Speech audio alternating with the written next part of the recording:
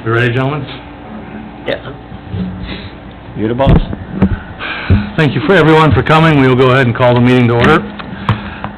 First item on the agenda is review and approval of minutes from the prior meeting. If anybody has any additions, changes, updates they'd like to share, please do so. Otherwise, I'd look for a motion to approve the minutes, please. Give a motion to approve. We have a motion to approve. Do we have a second? Second. Motion and a second. All in favor, say aye. Aye. Those opposed? That takes care of the minutes. Can we do all three public hearings simultaneously? I'm going to recommend that we do that. Okay, does anybody have any heartburn with that? I do not. With that said, the next item on the agenda is the public hearings for Vail Properties. This includes a comprehensive plan amendment, a rezoning, and preliminary plat. Brad, if you'd like to start us off this evening? All right, Mr. Chair, members of the commission. This is a bit of a unique case in the sense that the developer in this case is none other than Brandon. It's the city. Brandon's here representing the development side as we work closely with Tim and staff on doing this. Brandon's was the engineering firm that did a lot of the plat. Brandon's here to help answer specific engineering questions if you have them, but mostly I will go through the nature of this application, and I'm going to be focused on the land use and zoning and platting process, and not as much on the acquisition of the property. That's something that I don't have a whole lot of background on, other than I know that the city came under ownership of it. So the city has come under ownership of this property, and the first thing that we're doing is platting the property so that we can create some development parcels out of it. And then, as you'll see as we walk through this, also creating a addition to Lions Park to the south. As the chair mentioned, we have a public hearing for three different components. Comprehensive plan amendment, where we're going to be re-guiding the property. Oh, I should advance my slides since I put them together. This is the parcel, the Vail property here. You can see that it is bounded by 14 on the south, essentially Lions Park on the east, or 8th Avenue on the north side of it. The water tower sits in the northeast corner of that. Railroad tracks on the north side of it. And across the railroad tracks, one of the challenges is going to be the Greenway Cooperative facility and their grain bins. And then on the west side is vacant land. Cutting through the middle of the property is Maston Creek, and along with that is a fairly substantial area of wetlands and floodplain, so we have some natural features that we have to balance there as well.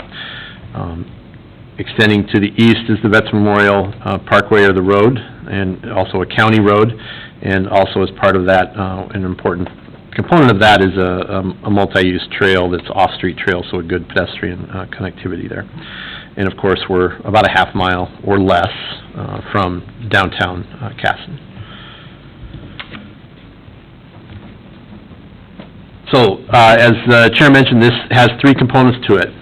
We call it the entitlement track. In order to get the project entitled, there's three components. Comprehensive plan amendment is needed to re-guide a portion of the site from medium density to high density. We could look at the entire site and say, if you spread the development density across the entire site, it would still meet medium density. However, in the comp plan, when you look at the land use, we have the northerly portion of it, that development piece, which is outside of the floodplain and wetland, as medium density, and to the south of it, we have it as park. So we felt it was more important to say, let's change it from medium density to high density. So that's the comp plan amendment. Then we have the rezoning of the property. Here we have a PUD. We have a PUD because of the unique shape, and I'll talk a little bit more about that. And then we have a preliminary plat that's going to plat the property into 4 lots, which would include 4 buildable lots, and then 2 outlots, which are more park and open space, and then some right-of-way. That gets us through the initial phase, which is the subject of this public hearing, and as the chair mentioned, I think it's appropriate that you just open one public hearing. We'll address all of these within that public hearing. We noticed the public hearing all under today. All the projects are related, and so that's an appropriate action to take. The next phase of this is to come forward with the final plat, and as you know, the final plat doesn't come back to Planning Commission. They bring a final plat forward. It's compared to the preliminary plat, and so long as it's consistent with that, it just goes to council. We will do this in a phased approach, and that's simply because of market demand. In the audience, we have two gentlemen here from Hanson Real Estate, Ari Colas and Ryan Nolander, and they are the ones who are interested in this first phase, which is Lot 1 in a project, so they're here to answer questions about that project specifically. Hamilton Real Estate. Hamilton. What did I say, Hanson? You said Hanson. I think there is another Hanson, but it's not. Hanson is my Iowa client, so I apologize. Hamilton Real Estate. So the final plat will come forward after approval of this. The final plat will be just Lot 1 and right-of-way and some outlots, and I'll talk a little bit more about that. And then we also have, when we do PUDs, we approve the preliminary PUD. That is the rezoning. Then they need to come back with a final PUD and final site plan level of detail, and that will be just for that Phase 1 lot, just like we did with Aaron's project last week. And so that final PUD, again, that doesn't come back to Planning Commission. This is your shot at it with the preliminary stuff. That just goes to council. So this next slide here is the comprehensive land use map. So you can see the circle on the left there is the project area.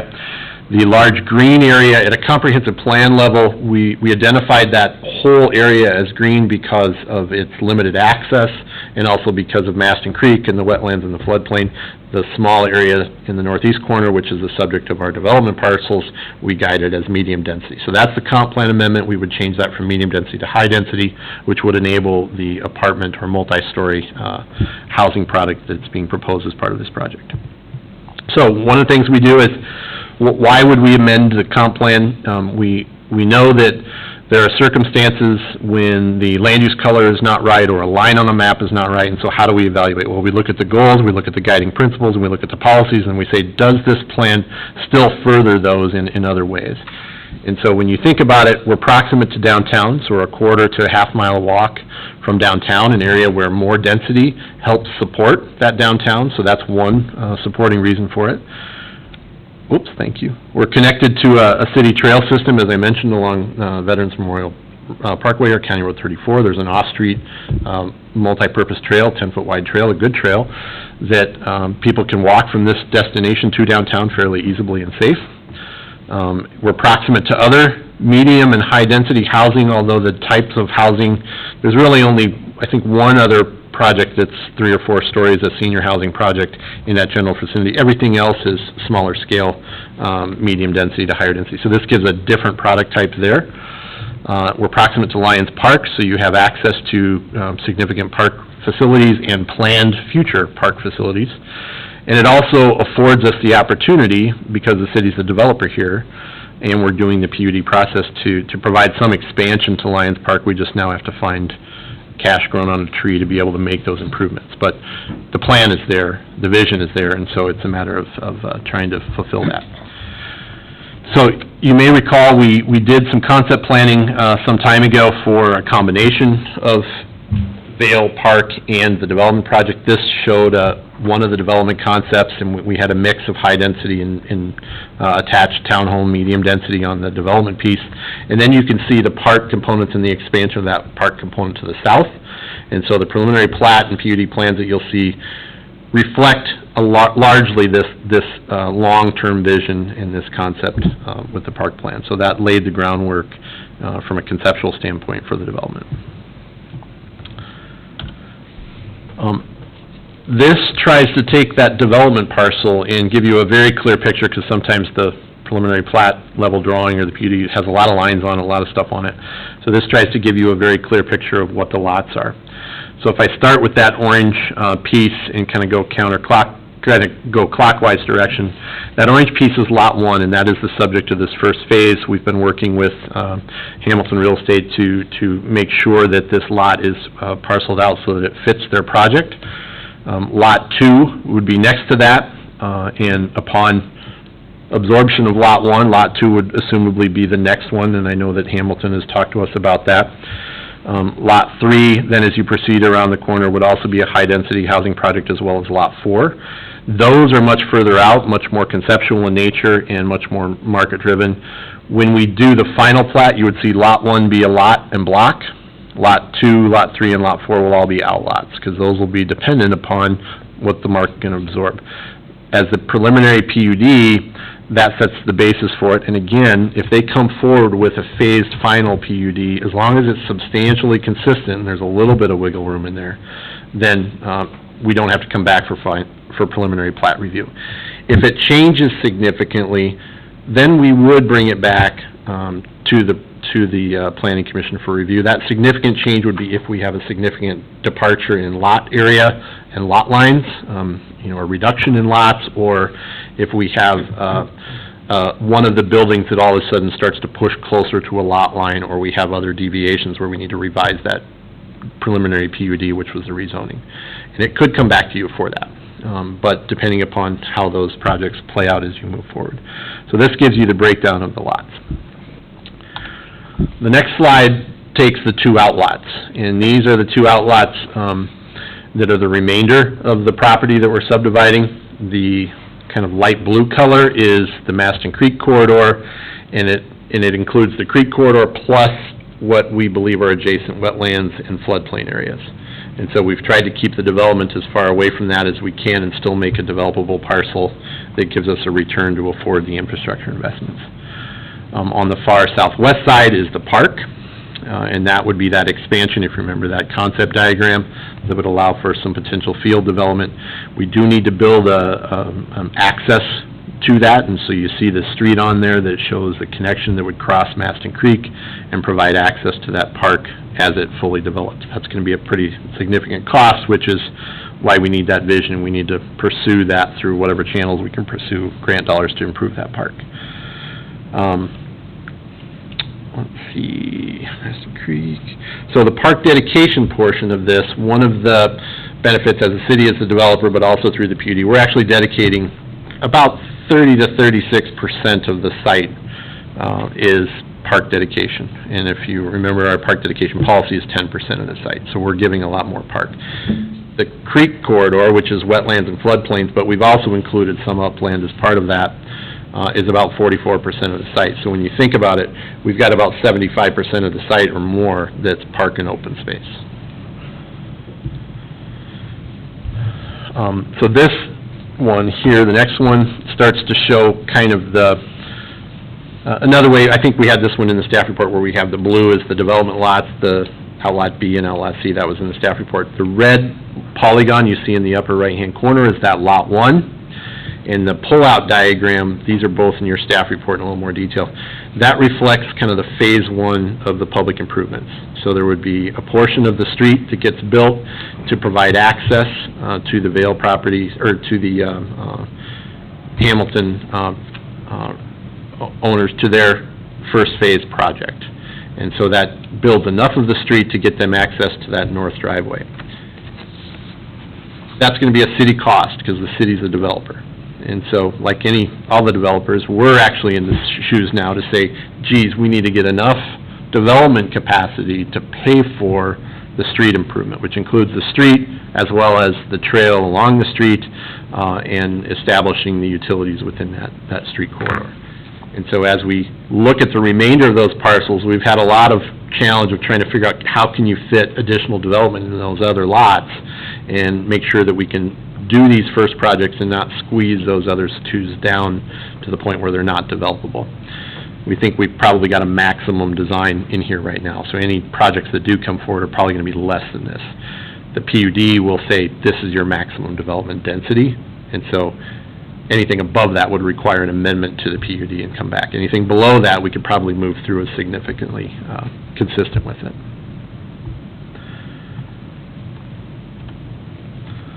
So, the PUD. Justification for the PUD is due to the lot shape. You've got barriers with the creek corridor, the floodplain, and the wetlands, and the railroad corridor, which creates this shape of a triangle. And you've got public benefit where we're preserving the creek corridor and the expansion to Lions Park. So those are the reasons for us doing the PUD. The flexibilities that we requested, if you go through the staff report, most of the standards in the R3 district we can adhere to. There are a few that we are needing to vary from, thus the PUD. The first one I just want to highlight is the code talks about frontage, and Casson is a little bit unique in the sense that when you determine a lot frontage in Casson, your lot frontage is wherever there's a public street. Often codes will say your lot frontage is on a public street, but if you are on a corner or have multiple sides on a public street, you take that narrowest segment and you make a determination that that's the front and this is the back. In this particular case, in Casson's case, we say everything along a frontage everything along a public street is a lot front. There's a provision in the code that says you can't have accessory structures in your front yard. And so we have on this site design on the east side of the building, a detached garage. And that provides additional covered parking for the site. So we need exception to the flexibility from the code to allow that. We believe that's okay in this case because the front of the building is more to the north, and to the east, we can deviate and say that's our side yard, so we believe that's a justification. In addition, we're staying it back at least 21 feet. Most of the garage is actually further back, meeting the 25-foot setback. Because of the curvature in the street on the north end, we get squeezed a little bit.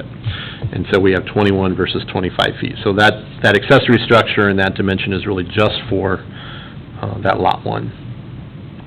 We have a rear yard setback of 20 versus 25 feet, and that's in a couple of places, mostly on lots 3 and 4 up against the railroad tracks where there's a very clear rear yard circumstance. And we have a parking setback, again, this is on lot 1 because of the curvature of the street where parking is supposed to be set back 8 feet, and on one little area on the north portion of that to be able to accommodate the parking levels that they're looking for, we end up being about 5.5 feet in a very small area, so we're asking for flexibility there too. The last one, I don't know that we need flexibility on this one, but I just thought let's just put it in there to make sure we cover it, and that is the hardcover across the site. Hardcover is 55% when you look at each individual site. In hardcover, what we basically mean is if water can't infiltrate through it, it's hardcover. So your driveways, your rooftops, if you're landscaping with plastic and you're not allowing water to infiltrate, then sometimes we'll call that hardcover. And so we have a 55% hardcover on there. When you look at each of those individual lots, lots 1, 2, and 3 are probably okay. They can probably meet that 55%. It might be a little close, but we think they could do it. Lot 4, probably not.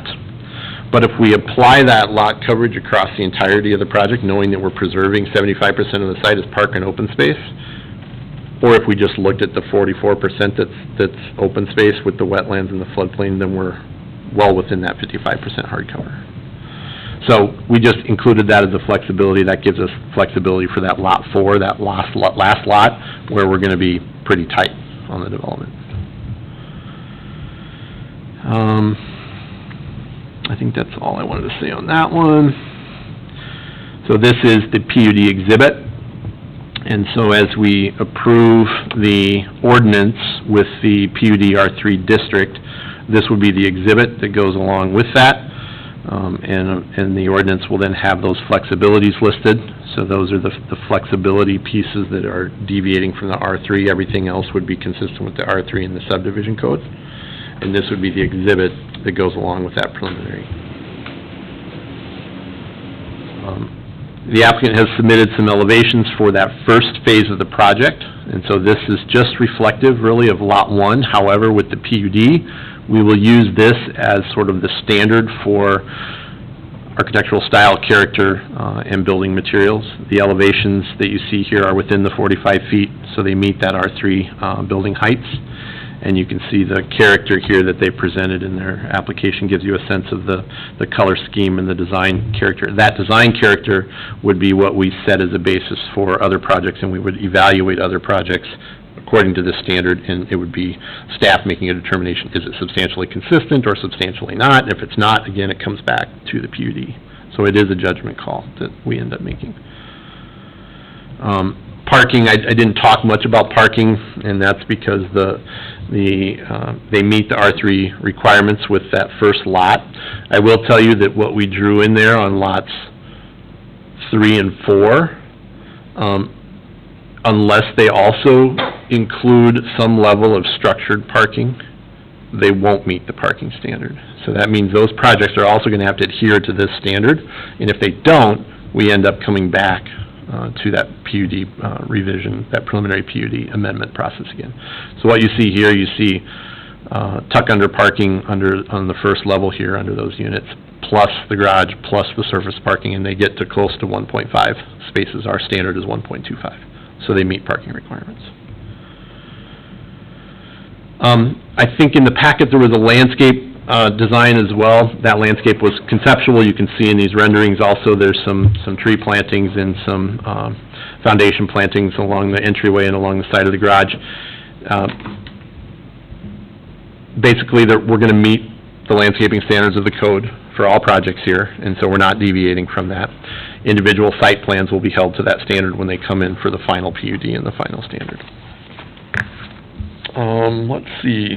Infrastructure, I didn't really go into a whole lot of detail on infrastructure. The site will have sewer and water extended in the street to it.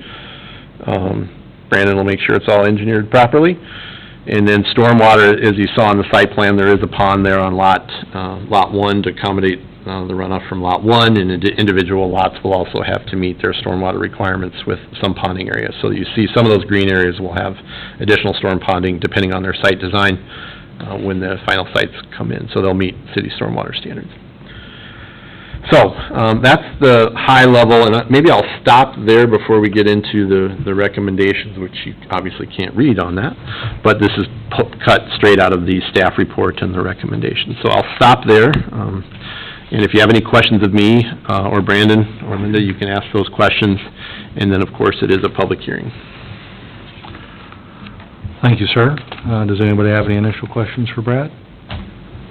So will this be a private drive with the turnaround at the end? No, this will be a good question. This is a public street.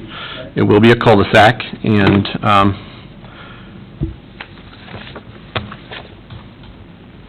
66-foot wide with parking on both Yep. sides? No, 66-foot wide, there's no parking on either side. Then there's one trail along the south side there, you can kind of see it, along the south side with the intent that all the structures be served by a trail. but it would meet city standards, that's correct.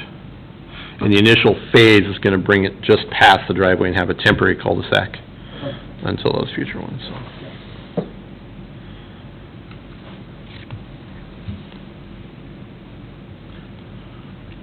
There been any looking at the city cost of just having an access to this and without the entire road until there's more development? Yeah, it's what's currently proposed by the village. Past it. Yeah, so- Yeah, but I meant even less than that Oh. for the city's cost. You know, I mean, I'm not a planner, so. I'm just So trying to- there'll be the access to this plus the driveway for the greenfield, they won't be combined at this time? Yes. Correct, so if you look at the figure on the right-hand side there, we're looking at coming off County 34 with a new access point and removing the current access to Greenfield with respect to the county road. And then our will come in, and then it'll, if you take a left, you'll go to essentially the driveway of the Greenfield apartment complex, or take a right, and then ultimately go west to the northwest corner of the site. And you can see the driveway there is proposed as kind of like the west side of the Hamilton site there. And then that will open up in the future on the north-hand side. You can see there is a potential driveway to the north. We won't be installing that yet. We're just waiting to see what that final site plan will look like. So ultimately, you drive into the site off of County 34, take a right to go to the Hamilton property, take a left to kind of tie into the existing driveway to the Greenfield. The greenfield, okay. And then in the future, you can see we're proposing a road and a Yeah, trail where to that road continue on to the goes. south. So that's something we considered about building that out to serve, because it will likely be a future access to the Hamilton site. And you can see in their southeast corner when that road is built. We just looked at it from a cost perspective of keeping that road shorter. So it's something that the city will have to tackle in the future about going to the south. Brad mentioned a little bit about potential funding for that park. That's when I could see that road being built to get us out to that parkland there. So when we pursue funding for the improvements to the park, that's gonna be all factored into that project. And so that'll be the big request. Is there any, conversations about, extending a road to those, development pieces to the west that we had talked about at one of Yeah, our last meetings? Yep. That's good, because we did have some conversations about that. I suppose I don't have a good map for that, do I? Yeah, this one right here. So, I know we had talked about Yep. how those are big access issues. Yep, they are, and it's particularly a challenging one, because there are multiple ways in which you could serve those properties to the west, none of them good, and none of them easy. And so when we did the concept planning, we explored that a little bit. We've got about 700 to 800 feet of road that's gonna have to traverse the wetland area up against the railroad tracks, that, we're not gonna get any development capacity out of. And so is that the right way, or is it better to utilize the existing crossing over the railroad tracks, assuming we can get it? I know that's an assumption, but they've got one there today, so in theory, they should be able to get one. And then continuing to extend south, where they've already got an existing crossing over Maston Creek for farm access. So if we can try to use those existing ones, that's less of an impact than creating a new impact over a wetland. So that's kind of some of the rationale that we put. Now, that is a future outlot, and we don't have any discussions that I'm aware of selling that outlot yet. So if the Golden Kernel property owners came forth and said, we have a project, and they could figure out how to help pave that extension of that street, that option still exists to do that. Right now, we're not planning for it. As long as whatever they're gonna do there, and I've had conversations with them, if they just have one access and an emergency access onto 14, we don't wanna see a lot of development there. But if they're able to get multiple access points, maybe they can do something more intensive there. So the other access point would be to the south, where we have the park idea, connecting to the park here, and possibly reconfiguring the park, absorbing some of their land as more park, and then bringing that road all the way down to the south and using that to get access over. And then again, we're still crossing where the driveway currently crosses for farm field. So the idea is to try to use what's already impacting. Use what's there, yeah. Right, and improve it. So we know there's other options to it, and so we didn't include extending the street for the purposes of... I just wasn't sure if we're... It's a good question. I mean, if we're laying road out to get to the potential, that outlot C, that's the park area, if we have to, potentially put, a road, say, on the north side of that against the flood, Yeah. the flood area to extend, across the top of that park area, say it's not just into a parking lot, if it's a road with a parking lot off of it. Yeah, if it that becomes a road linear parking lot. And- Yeah. Yeah. Accesses that stuff, are we laying that out and looking at that the right way? We haven't laid that out, but I know that if there's we're far enough from getting that park funded that pieces can move around. And I know that having conversations with Golden Kernel, I know they've had some conversations, and we're gonna continue to have conversations that we can still do that. So, which is part of the answer to the question, is there's multiple ways to do it. They all have challenges, and I think from an environmental standpoint, we always try to, when we know we're gonna cross a creek like that, we try to keep the crossing where there's already a impact, and that's, what you see on here, there's impacts already in those locations. Yep. Farm access. But it's a great question, and one we've talked about a lot. If the city is the developer, there's a lot of road going in here, is that covered by the sale of the property, or? We're doing our best to try to cover the costs with the sale of the property. The challenge is gonna be the remaining parcels that would need to cover, some of that additional Yeah. cost, and trying to make sure that we have enough of that capacity to do that. So, we know that we can get the cul-de-sac, even if we did lesser development probably on the north side, maybe. And follow If we did, if that, lot 4, which is the one that's the tightest lot, based on what we have designed there, if that had to be a lesser development, maybe that was attached townhomes or something, I think it would obviously be crimping in on those costs, but we think we could still do it. But the more we can get, the more of the road on the east side we can help cover with the cost. We've been running the numbers, and we'll continue to run the numbers. And of course, council did approve the bid set early to keep it moving. And, when we get the bids in, of course, we'll see how close we were, right? I'm sure Brandon was spot Been a on. great year for bidding projects. But that's our intent, Aaron, is to cover the costs. So how much of this development is contingent on all of that road going in? I mean, if it's not feasible for the city to do it, the development doesn't happen, or how does that? What we've designed is that first phase is what's out for bid. And, it's all part of the real estate deal.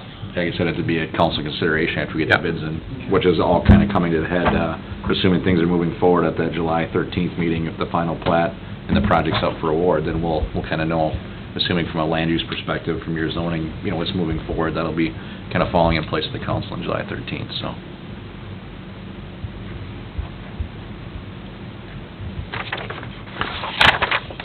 Staying on the subject of roads, with the amount of units planned for here, there's only one connection to the existing street network here on the east. Is there enough capacity in that connection to handle the amount of cars that will be planned for this development? Yeah, again, it's gonna be no parking. When we looked at that about having parking on that road, we kind of thought that having it more of a driveway sort of street, was more attractive, and it's gonna be 28-foot wide. So, I think it'll be plenty wide, especially with the no parking. And then I kind of envision, it's not shown well up on here, but, the trails on the south side, I'm thinking on the north side, we plant some boulevard trees, I think it'd look nice, to kind of a lined boulevard on one side of the road. So it's kind of the vision we had when we put together, the street plans, albeit they're, narrower than a typical street which have parking on it. So we kind of kicked that around that. We think having no parking on there, with the trail on there has a lot of benefit, because there's not cars there, blocking the trails if we have kids running out from the trail. So keeping that parking off the road and keeping it in the parking lot was something that we looked at when staff put this together. And during the rush hour times, you can get some significant stacking there at that driveway entrance? Yeah, when we looked at it, actually, I think if we build a large park complex and the Little League baseball gets off, coming to the north and kind of getting out to 34 might queue up, but, it's people leaving Little League, it might just be a half an hour here and there. That's probably a bigger concern than I have from the apartments, because it'll be a little bit of an interesting intersection there, where we're kind of hindered with the county road there, which, by the way, we ran this by the county engineer, and that's where he requested the road be placed, so it's a little unique where, it's a short little stub road between kind of two curves, which is a little unique, but, it's a unique area, unique project, so we thought it worked. Does that driveway connection, does it have a left turn lane and a right turn lane where it could be wider to accommodate? No, but that county road is pretty wide through there, where I could see somebody that's westbound to take a left turn lane, that somebody could use the right lane there, because it's not likely gonna be utilized for parking there. Okay. So it's westbound and northbound. And then same thing on southbound, a right into the intersection, if that parking is not utilized, it could be used as a turn lane. Because I wanna say it's like 4 lanes wide through there, pretty significant road through there. Will there be some stop signs on this interior sort of ring road, just inside where that, so you could enter in and either go left or right, but... Sure. Yeah, So that, the incoming traffic. is right, the not- outgoing traffic, Yep. is controlled going out. Yeah, we would stop the kind of the north and the eastbound traffic coming out, I guess the traffic leaving the site, yep. So, what's the city's plan on that cul-de-sac for snow removal? Have you discussed that with them, or On the permanent one? That'd just be like your other cul-de-sac. you're gonna have to remove it? Well, the temporary one, yeah, we'd remove it. Public Works, they generally think cul-de-sacs are a pain to plow snow, I get it, but they haven't been real, negative on the temporary ones. They're just kind of a necessary evil, if you will, so, unless the council wants to build it out the whole way, so. And on Lot 3, we did try to leave enough open space on the south side of the cul-de-sac for stormwater, other features, and so that would be a logical place for some of that snow storage. What's the rough number of units that are in these buildings? Yep, so, the first Lot 1, the first phase,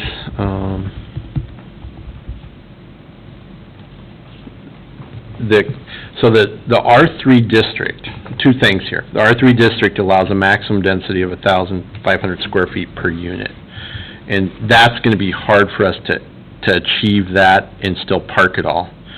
The Lot 1 proposal from Hamilton thus far is about 52 units, I think, is that right? Yeah, 52.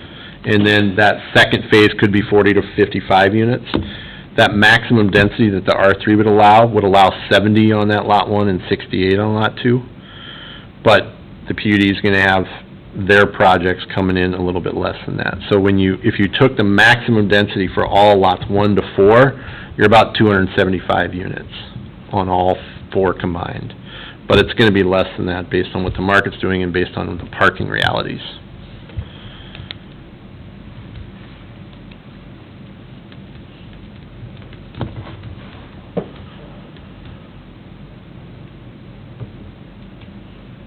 Density equates to about 29 units per acre if you just look at that development piece by itself.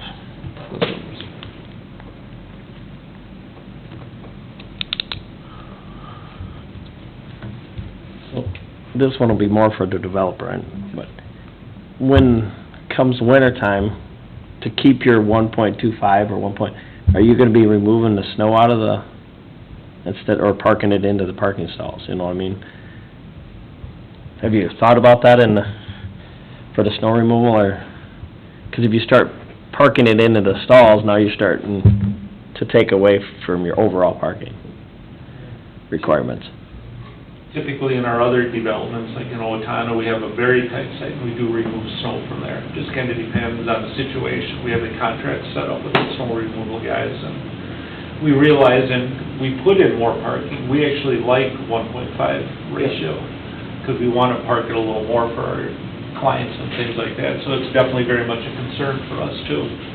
So I think it's hard to say right now, but we do take it away as needed. Okay. And with this layout right now, without the second phase, there's options to plow off the end of the parking lots there on the south and to the west, if allowed, so.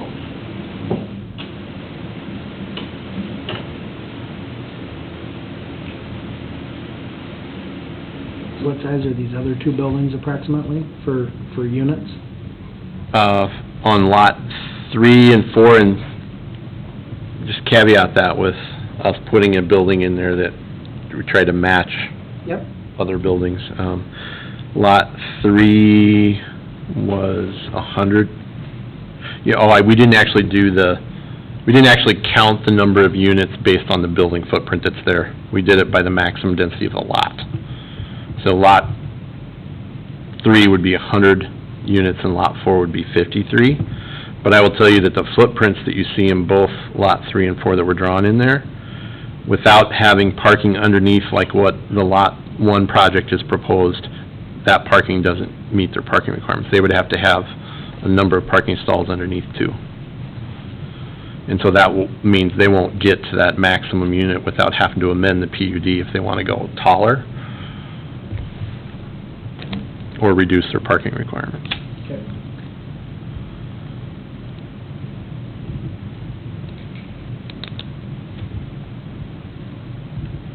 Good questions.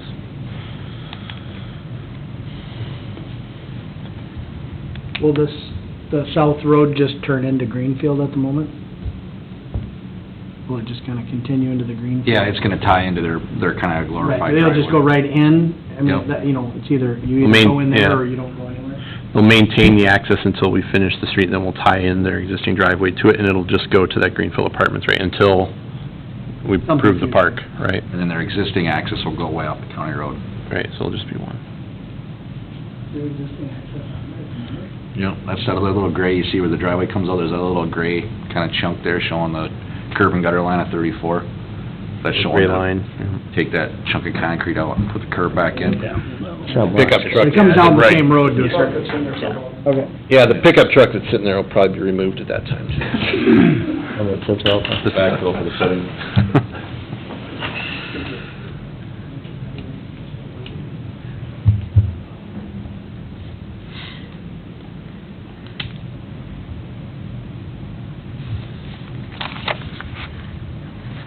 Good. Those are most of the questions that I have right now. I mean, I'm gonna have some more, 'cause this is the first I've seen of some of this, so, from a Yeah. fire department standpoint,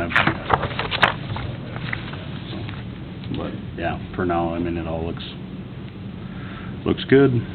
Open the public hearing? Good, good, good. Thank you all. With that said, we'll go ahead and open up the public hearing, and again, this is a public hearing covering 3 different topics: the comprehensive plan amendment, the rezone, and the preliminary plat. If anybody has anything they'd like to share, if they'd be kind enough to come up to the podium and start with your name and address, please. Need a coin? Ryan will do it. Ryan's the lead man on this. Ryan Noander, Hamilton Real Estate. Thank you for having us tonight. Not a lot to add. Obviously, it's been presented very well by Brad. They're the developer, the city is. We just happen to be the plug and play into that first lot. And so you've seen our project in there, but tonight, obviously, it's about the PUD, the rezone, and those type of items. So we're here if there's any other questions about our project, but you know, we've been working on this since last October, September, October, with the EDA multiple times and the council, and we're very close now. If we can get to the final approvals here in July, we can hopefully get some shovels in the ground at the end of July. So, thanks for having us. Thank you.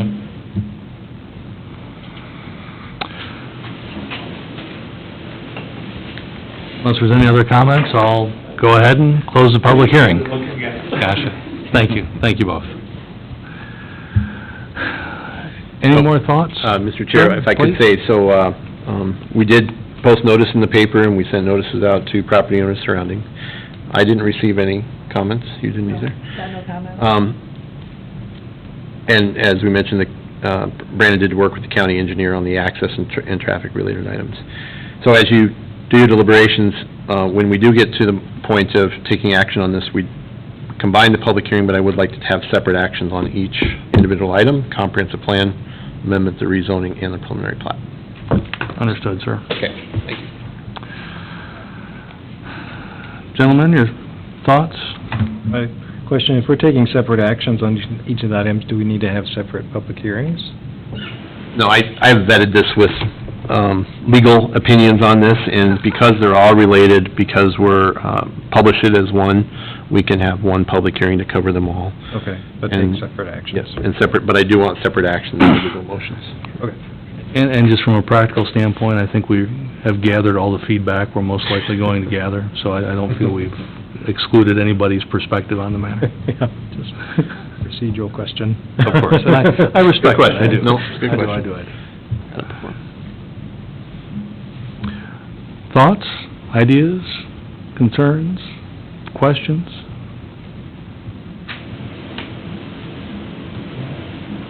My only comments are, you know, I think it's a great project. My only concern is about, there's only one access point, and that's, I mean, it's the constraints of the site. I mean, because we're bounded on the sides by these natural features and the railroad, so you can only do what you can do. That's my only concern, is that during peak times, you're gonna have some stacking there, and how does that handled? You know, if we're talking, I think the number's thrown out, 274 units, you know, it'd be less than that, so if we just round it to 200, and we say only half of those, so like 100 people, you know, leave to go to work somewhere in the morning or come back, and at peak time, you're gonna have 100 cars out there at the peak times, plus or minus. So, that's my only concern. Otherwise, I think it's a good project. So, probably the biggest time you'll have it is during harvest, honestly, is when you're gonna have the trucks and tractors coming by for, excuse, them getting in and out. Other than, I don't see it, I mean, across there, you have plenty of traffic going down Yeah. that road. It's just peak time would be actually harvest season, I believe. But, yeah, I would like to see another access, but obviously, it's not gonna work. Yeah. But I do like the fact that it's a wide street. Yeah. No parking on it, so that's gonna help.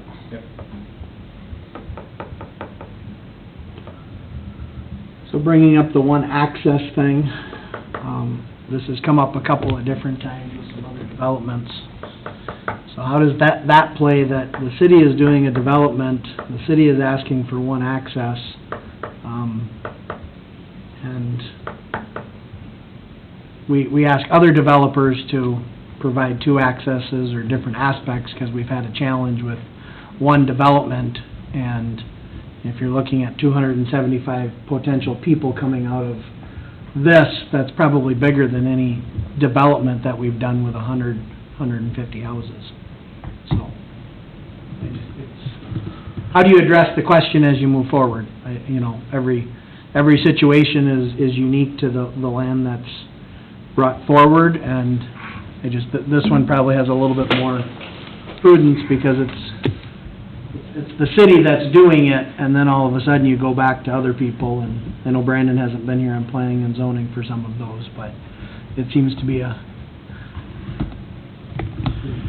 What we can do from a planning staff level, is look at that access point and, look at the space requirements, and if we need to add additional capacity within that intersection from a turn lane or stacking standpoint, we can at least understand the design aspects of it and make sure that it can be accommodated at some point in the future in the event that traffic becomes a problem.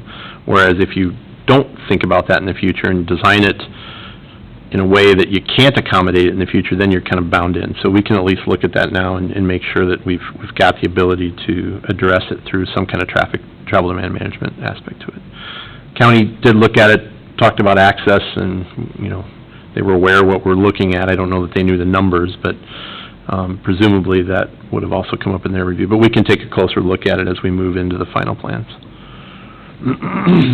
Yeah, I don't have a problem with It's a it. good comment. I'm just trying to think of, you know, other developments that we've given people a two-lane road to go in, and then when we say, no, you need to come up with two accesses, all they have to do is come back and say,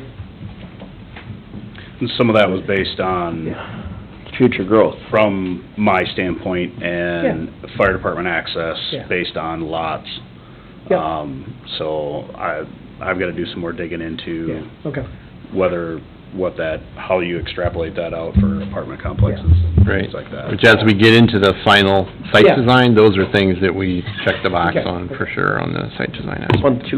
Part of it, on your part, Aaron, here, there is no future growth other than these 4 lots. Yep. All the other subdivisions that we've looked at had future growth Yeah, on every no, side. very true, yep. So the way we're looking at it there is if we're growing, we Yeah. gotta make sure we have another plan. Here, we know it's completely landlocked between the railroad and the, Unless you're What, adding more access to the other side. which, Yeah. right, which is a possibility Yep. because that's there. So, I mean, there is option to go that way. Yeah. So that's part of the difference. Yep. You know, and plus with the street too, having no parking on it does Yeah. make a difference. Yeah. Hopefully that would help with the fire department, Yeah. with at least it should have better access. Yep. In theory. I don't have any problem with it, I just know how somebody's gonna say, well, Right, I agree. No, you're right. I just got asked to design a single sloped, rear shed so somebody could put solar panels on it in Hayfield, so, I was like, oh yeah, we went through something like that here, and, you know, so, Oh. totally different, but.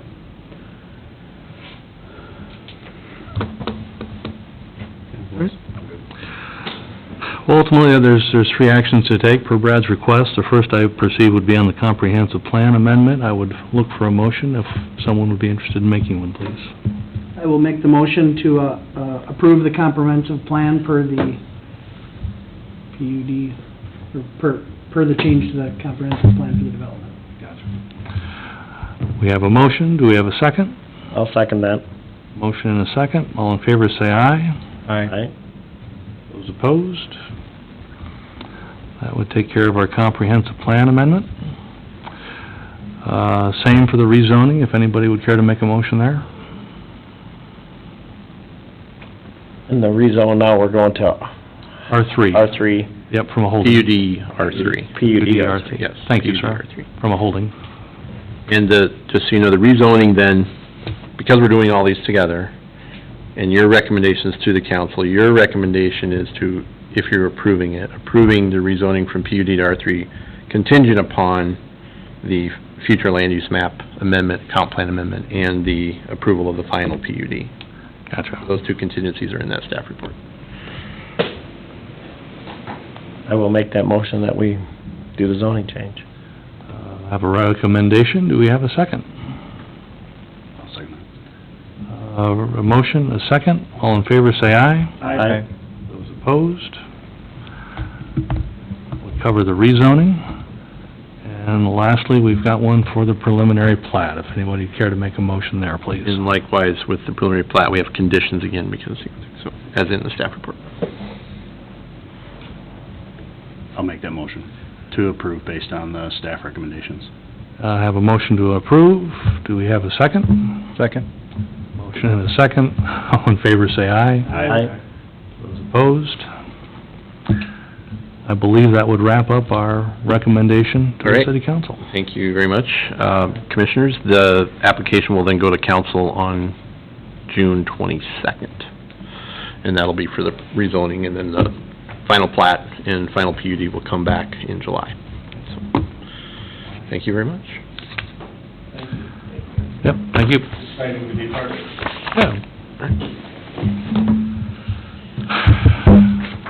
Next on the agenda is updates. Do we have any updates to other projects?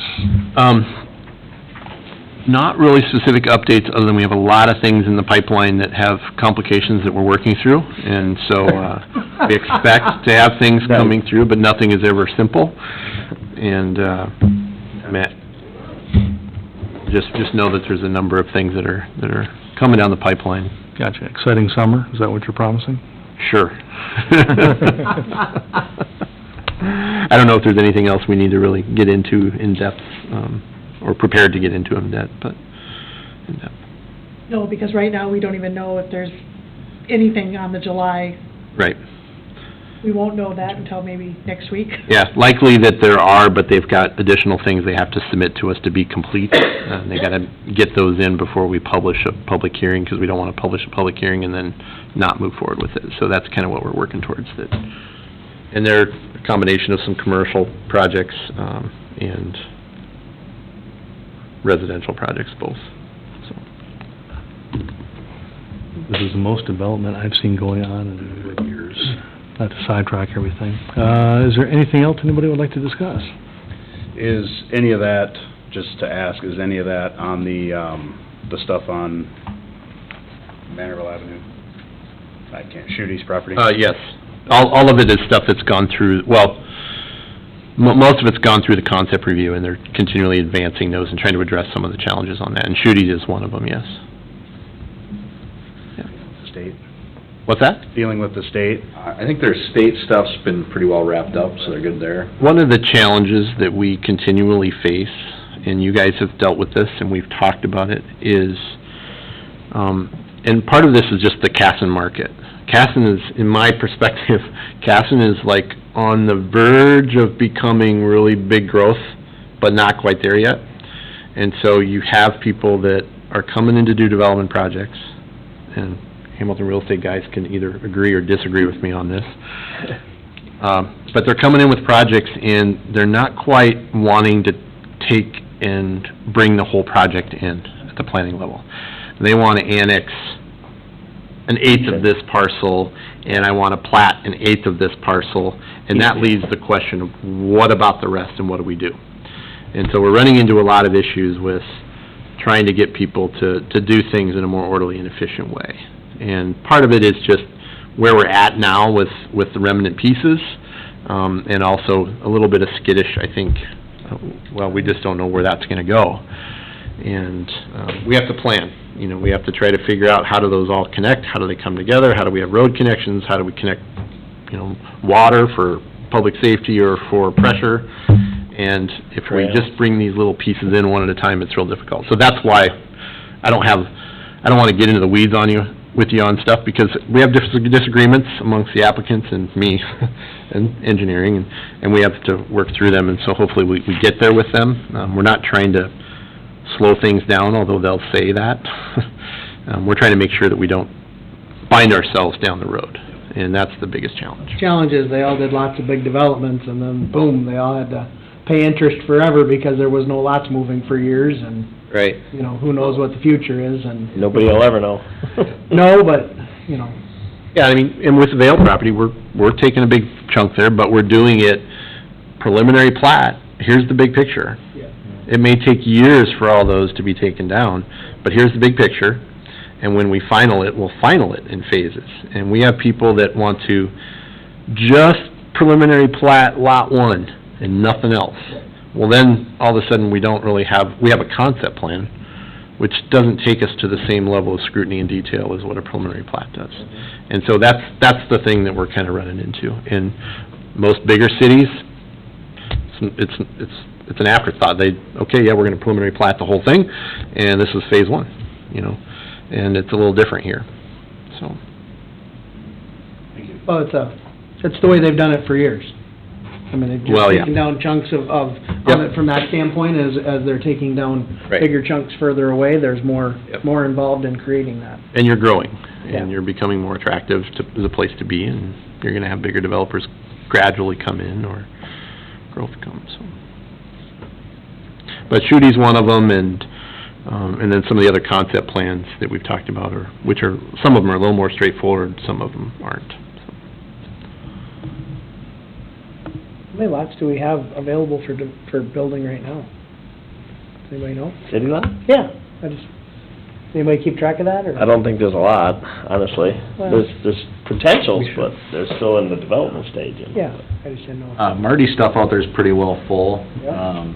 Meadowbrook's second, there might be, Half full? yeah, I don't know if it's, the school bought a bunch, maybe half might be sold, they're gonna be popping off. Common Acres, looking at paving that here shortly, that'll be a little higher end stuff out there. That'll be that'll 30. Is there bring 100 on- lots available in town? No. No, I don't think so. I think we've done 50 building permits a year was last year. Probably closer Yeah. to 50. That was Yeah, I could say about 50 available, give or take. Yeah, counting If you Common count Acres, Common but Common Acres is 30, Common right? Acres, it's kind of its own animal too, I mean, that's a different level, so. I think we'll see some of the lesser sized lots come in here shortly, so, because that's gonna be a need here shortly, so. How many houses are we building? 40 to 50. What? Just single-family detached? 50 houses a 50 year? houses a year? That's about average. Yeah. So we got about a year. Which is not typically, usually you have 3 to 5 years of supply, 3 to 4 years of supply. Cool. Good. We'll adjourn the meeting. Thank you all again. Great, thank you.